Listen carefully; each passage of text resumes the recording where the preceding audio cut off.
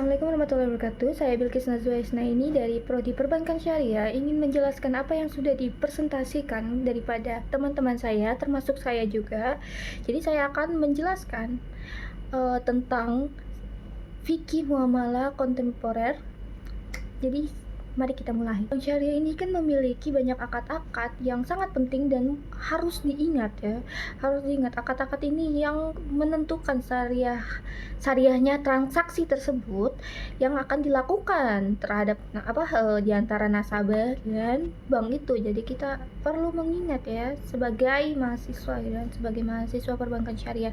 Di sini saya akan menjelaskan kembali skema-skema akad yang telah dipaparkan oleh teman-teman saya, termasuk saya dalam presentasi selama ini ya. Sejauh ini saya sudah mempelajari skema dan akad dari produk investasi, tabungan, asuransi, jasa, pasar modal, dan pegadaian. Nah, ada akad tabaru dan ijarah nih teman-teman. Ini akad tabaru sama ijarah apa nih teman-teman?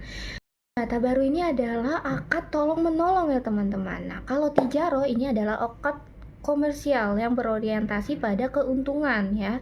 Jadi kalau tabaru itu dari hati gitu. Kita membantu orang dari hati. Tapi kalau tijaro itu ada keuntungannya dari perbuatan yang kita lakukan itu. Ini saya mau menjelaskan skema dari asuransi nih teman-teman. Jadi pertama kita harus menyetorkan premi ya, menyetorkan premi, kemudian memisahkan dana. Nah, ketiga ini mengelola. Nah, mengelola ini pakai akad tijaro.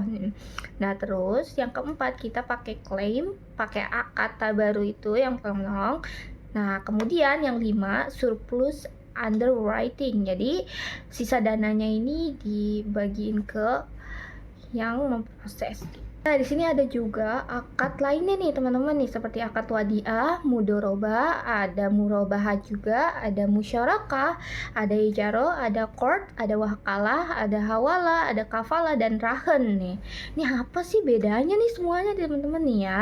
Yang pertama nih ada akad wadiah ya. Wadiah ini adalah akad penitipan. Kemudian ada akad mudoroba, yaitu bagi hasil antara sahibul mal dan mudorib. Sahibul mal itu yang pemodal, kalau mudorib itu pengelola. Nah, kemudian ada murobaha nih. Kalau murobaha itu adalah akad jual beli, di mana kita nasabah meminta, kemudian bank membeli sesuatu yang diminta nasabah, kemudian diperhitungkan dengan margin ya teman-teman. Nah, kemudian ada musyarakah. Nah, musyarakah ini sama kayak mudoroba, jadi dia akad bagi hasil di mana pemodal dan pengelola itu sama. Jadi sama-sama jadi pemodal, sama-sama jadi pengelola. Jadi tidak ada yang pemodal, tidak ada yang pengelola. Dua-duanya ini pemodal dan pengelola, begitu teman-teman. Lalu ada akad wakalah nih. Wakalah ini adalah akad perwakilan gitu. Nanti kita jelaskan ya.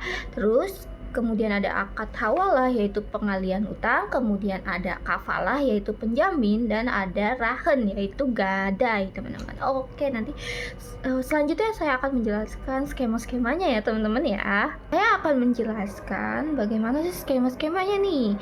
Skema dari nomor 1 dulu nih, wadiah. Jadi wadiah itu yang pertama kali itu adalah nasabah menyetorkan dananya dulu terlebih dahulu kepada bank. Nah, kemudian mereka melakukan akad wadiah. Di sini akad wadiah adalah akad titipan ya. Jadi uang itu hanya untuk dititip, tapi ada juga uang itu atau dana itu bisa dijadikan dikelola. Tapi itu sesuai izin dari nasabah. Kemudian jika nasabah mengizinkan dana tersebut untuk disalurkan untuk lending gitu, untuk pembiayaan. Nah, itu setiap harinya atau mungkin ketika ada bonus dikasih dari bank.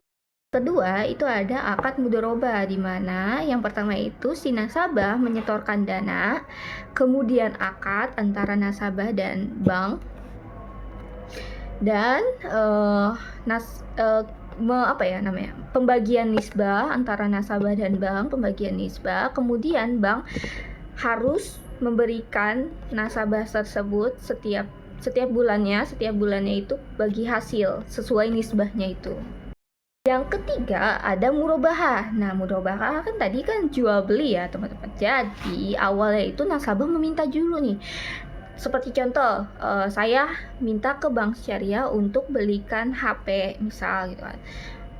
Saya mau membeli HP nih, tapi saya tidak ada duitnya. Nah, jadi si nasabah ini mintalah HP ke bank syariah. Nah, bank syariah ini nanti mencarikan HP tersebut, kemudian dibeli sama bank syariah dan dikasih ke nasabah dan diakatlah, mereka akad, kemudian pembagian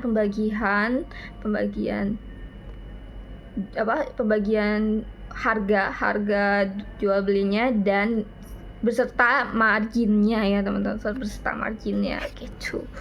Keempat ada musyarakah. Nah, musyarakah ini jadi si pemodal kan sama-sama pemodal, sama-sama pengelola nih ya. Nah, nasabah sama bank ini sama-sama pemodal dan pengelola, memberikan dana ke suatu usaha. Kemudian usaha itu kalau rugi ya rugi berdua, kalau untungnya dibagi sesuai modal mereka masing-masing.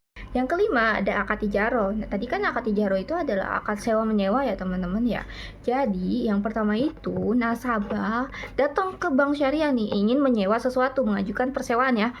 Kemudian mereka akad antara nasabah dan bank. Nah, kalau sudah akad pakai akadnya ijaroh. Nah, kemudian dari bank ini langsung ke supplier untuk membeli barang tersebut. Nah, kemudian dikasih ke nasabah dan perhitunganlah berapa biaya yang dibayar per bulannya. Nah, kemudian nasabah membayar setiap bulan. Nah, itu kalau misalnya dia sudah sampai akhir, itu biasanya bisa untuk dia barangnya. Tapi lagi-lagi akad lagi. Kalau misalnya akadnya dia ingin ngambil barang itu juga bisa. Kalau akadnya ingin mengembalikan ke bank juga bisa. Yang keenam ada qard. Nah, qard ini kan tadi akad pinjam meminjam ya. Nah, akad pinjam meminjam tuh seperti kayak pembiayaan uang, tapi tidak ada penambahan. Jadi nasabah membayar setiap bulannya cicilannya itu tidak ada tambahan sama sekali, karena itu kan riba ya. Bank syariah tidak ada yang namanya riba teman-teman ya. Jadi tidak ada penambahan. Jadi kalau misalnya dia minjamnya 1 juta nih, nasabah minjamnya 1 juta, berarti per bulannya itu ya dibagi, misalnya 1 juta per 5 bulan gitu kan. Mau dicicil 5 bulan, berarti 1 juta dibagi 5 aja, jadi nggak ada penambahan sama sekali. 7 ada wakalah. Nah, wakalah ini adalah akad perwakilan ya. Jadi kayak nasabah, pertama itu nasabah memberikan dana ya kan, berupa ya dana apapun lah itu. Terus akadnya akad wakalah. Nah, kemudian bank syariah melakukan transaksi ke pihak ketiga, dikirimlah gitu kan, lalu laporan ke nasabah tersebut. Jadi sama aja kayak transfer ya gitulah. Nah, kalau transfer itu berarti itu wakalah ya. Yang kedelapan ada hawalah. Hawalah ini tuh pengalihan utang ya. Nah, yang pertama itu jadi nasabah itu mengajukan permohonan untuk mengalihkan utangnya. Nah, kemudian diverifikasi nih sama bank syariah keabsahannya. Terus akad lah mereka nih, akad antara bank dan nasabah. Akad, kemudian bank membayar utang nasabah tersebut. Nah, nasabah mencicil hutang itu ke bank syariah. Jadi bukan ke orang yang pihak ketiga yang punya utang itu. Jadi ke bank syariah jadinya nyicilnya begitu. Nah, yang ke-9 ini ada kafalah ya. Kafalah itu penjamin. Jadi pertama itu nasabah mengajukan, kemudian diverifikasi oleh bank.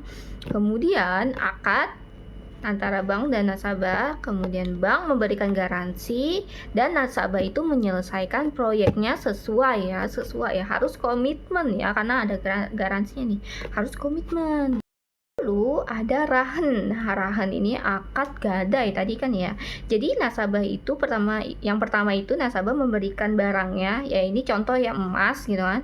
Kemudian akad nih, akad ya, harus akad ya teman-teman, harus akad nih. Pokoknya bank syariah itu harus akad, harus detail, harus transparansi ya, antara nasabah dan bank itu harus transparan gitu, biar nggak ada kesalahpahaman gitu. Nah, nasabah sama bank akad, kemudian bank mencairkan pinjaman, kemudian nasabah membayar biaya titip dan pelunasan, kemudian emas dikembalikan. Jadi gimana nih teman-teman tentang skema-skema akad yang dilakukan di bank syariah nih teman-teman? Apakah kalian mengerti? Semoga kalian mengerti ya. Jadi di bank syariah tuh sistemnya emang seperti itu guys. Jadi harus terlihat, harus jelas akadnya bagaimana, harus jelas prosesnya bagaimana. Jadi emang nggak asal-asalan juga ya, harus benar-benar sesuai prinsip. Jadi semoga kalian mengerti. See you next time. Bye bye. Bye bye.